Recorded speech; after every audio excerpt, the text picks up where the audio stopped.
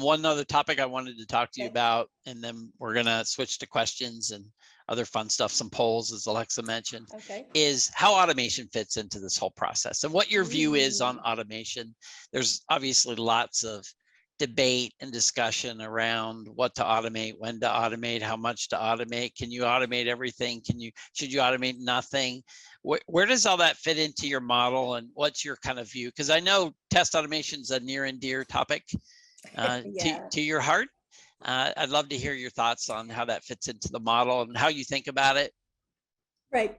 So I view test automation as a tool to help us, right? And so when we think about automation as a tool, I want to get the best out of it. So the things that I know exist and I know how to test, and we're going to test them over and over and over again, that is what I want to automate, right? That makes the most sense. I still use models like the automation test pyramid to think about it, not as a hard and fast rule, but to say, what can we automate that's the closest? So from a programmer perspective, gives us the fastest feedback. And that's where the unit tests come in, right? And the programmers kind of do that. But then I'm going to think about what else can we test, and what is the closest to the code we can test them at? Because the closer the tests are to the code, the faster the feedback is. And that's where we talk about testing, say, business rules at the API level, right?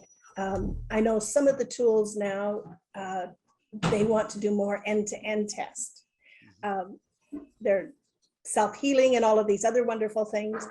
But I want people to be very careful about what they do when they're doing those kinds of tests. Are they actually saving you time? Does it add value, or are we better at the API level? Just think about how it's going to be maintained. And I also think that a lot of people take some of these tools now and don't think about how to do good automation. The concept of things you're going to do repeatedly over and over again, you might in DevOps, we call that toil, or in Lean, we call that toil, right? The things that you do manually over and over again that ideally you'd figure out a way to allow the computer to do it for you, so you can use your brain to do things that aren't toil.